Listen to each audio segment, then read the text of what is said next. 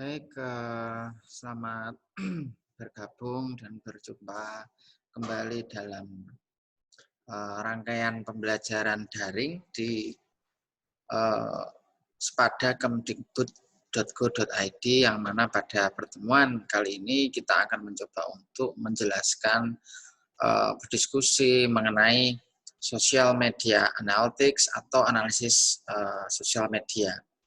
Pada kesempatan kali ini kita akan langsung melihat pada slide berikut, yaitu mengenai 5 langkah atau 5 steps yang paling jitu dan paling sering digunakan oleh para webmaster, para marketer di sosmed, dan internet ad master ya, yang sering sekali menggunakan teknik seperti ini.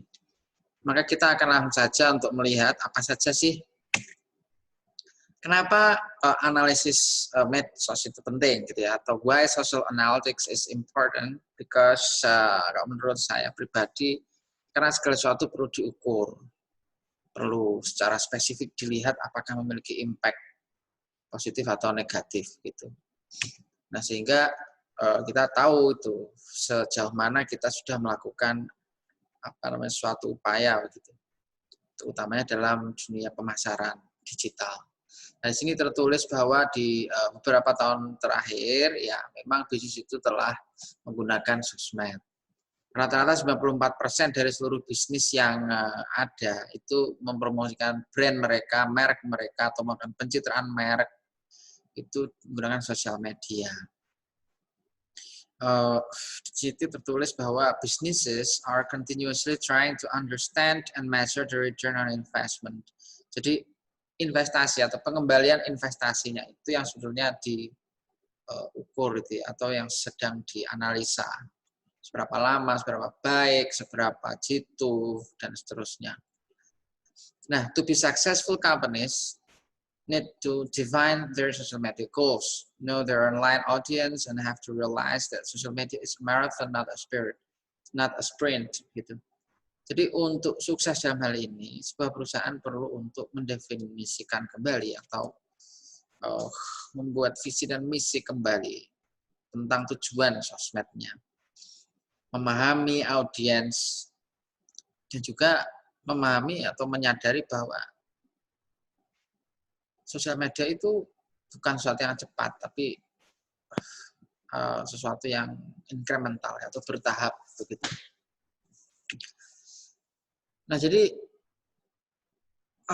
bagaimana tuh penggunaannya ya? Jadi di sini ada 94% bisnis itu menggunakan sosial media, 87% itu B2B atau business to business, 84% business to customer, dan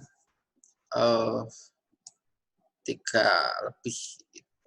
tahun lebih itu penggunaan media sosial itu sudah betul gila-gilaan gitu ya. 55% itu B2B brands, 51% itu B2C brands. Kalau Bapak Ibu belum tahu atau belum mengenal, belum familiar dengan istilah ini ya, B2B brands itu lebih kepada perusahaan ke perusahaan atau produk to produk gitu ya. Pebisnis kepada pebisnis lainnya. Interaksi sosial, interaksi bisnisnya lebih kepada itu. Sementara kalau B2C itu berarti dari pebisnis ke end user-nya atau pengguna akhir dari produk itu. Dalam hal ini adalah konsumen. Oke. B2C brands itu biasa menggunakan Facebook, Twitter, YouTube, dan Instagram. Lalu B2B brands lebih banyak pakai LinkedIn, Twitter, Facebook, YouTube, dan Instagram. Jadi ada perbedaan. Kenapa menurut saya B2B brands pakai LinkedIn? Karena LinkedIn itu adalah professional networker. Yang di situ itu adalah jaringan untuk para profesional. Sementara kalau yang B2C itu lebih langsung pada end user atau pembeli atau konsumen langsung. Itu Anda bisa melihat. Jadi secara statistik Anda bisa melihat mungkin seperti apa itu ya. Nah, apa saja nih step-stepsnya? Yang pertama adalah kita perlu membuat objektif dan KPI ya, atau Key Performance Indicator, indikator kinerja kunci atau kinerja utama gitu ya. Jadi setelah kita membuat KPI yang spesifik, maka kita harus membuat tujuan juga. Tujuan harus bisa diukur gitu ya.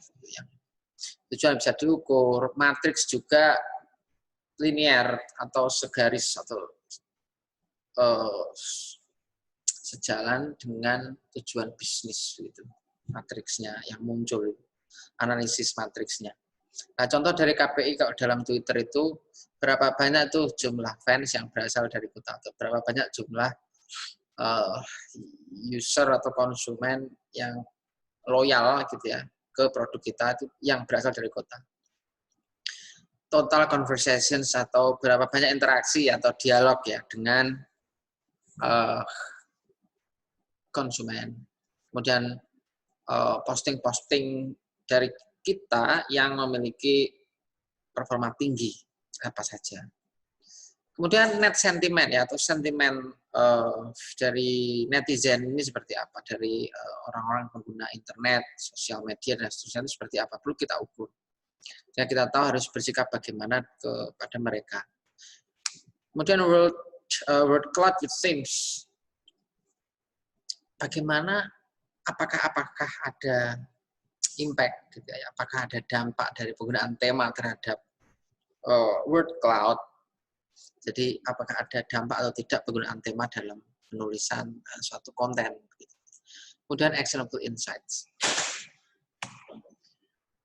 Oke, kemudian langkah kedua, measure results with Google Analytics. Ya, Google Analytics ini membuat filterisasi dari social campaign atau pemasaran sosial dalam pemasaran melalui media digital. Lalu create social media landing pages, yang mana dalam hal ini adalah membuat website ya, yang bisa dikunjungi oleh user Anda atau konsumen Anda. Terus social media interactions on site, membuat semacam chat box gitu atau semacam webinar dan seterusnya di dalam interaksi Anda pada konsumen. Dan yang terakhir adalah selalu menggunakan Google Analytics untuk melihat link-link URL yang mana yang sering dikunjungi oleh konsumen Anda. Nah, ada dua jenis, yaitu yang berbayar dan tidak. Bedanya yang berbayar itu lebih memiliki fitur yang lengkap, sementara yang media-media yang free atau gratis itu perlu kita set up dulu agar dia memiliki kualitas seperti berbayar. Paid tools misalnya kita bisa lihat di sini ada Radian 6, Sysomos, Meltwater Pulse, Altrian SM2, Uberfoo dan seterusnya dan seterusnya. Sementara kalau free tools itu kita bisa pakai social mention seperti penggunaan Tumblr, lalu sosial media bookmarking dan seterusnya. Who is talking? Siapa yang How Sociable, Backtype, Trendies dan seterusnya.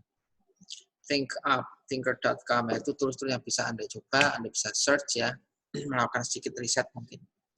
Nah, lalu matriksnya, kalau Facebook umumnya berapa banyak yang jadi liker di page kita. Lalu keterjangkauan posting kita itu sejauh mana? Engagement dengan konsumen, organic likes atau yang likes yang datang dari posting asli ya, tanpa kita boosting atau tidak berbayar. Lalu paid likes dan impression atau pencitraan dan likes yang berbayar itu seperti apa?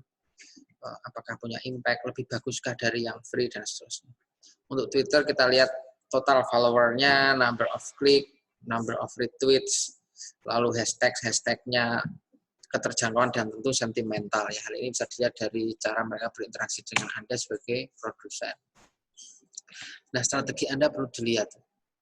Pastikan bahwa measure atau pengukuran dan tindakan itu betul-betul membuat hasil yang positif, memiliki hasil yang positif. Sehingga kita bisa melakukan evaluasi kolektif ya. Apakah akan dibawa menggunakan sosmed lagi atau menggunakan media lain. Seandainya pakai sosmed lagi berarti harus seperti apa.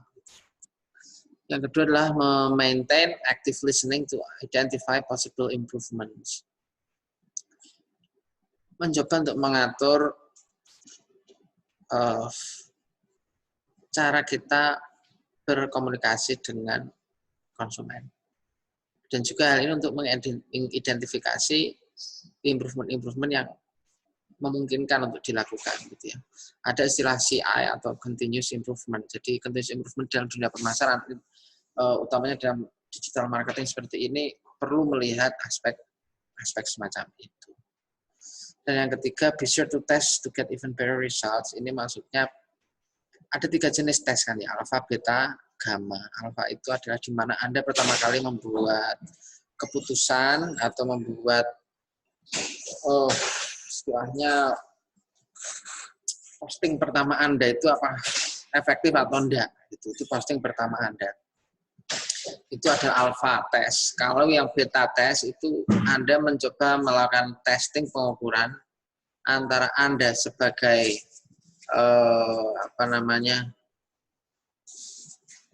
sebagai poster atau orang yang melakukan posting itu, lalu konsumen Anda seperti apa. Nah, itu saya perlu untuk dicek kembali. Lalu yang keempat adalah matriksnya, apakah dia memberikan hasil yang baik atau buruk, gitu ya. Perlu dilakukan identifikasi matriks. Jadi ada juga tambahan di sini yaitu mengatur matriksnya ya. Bagaimana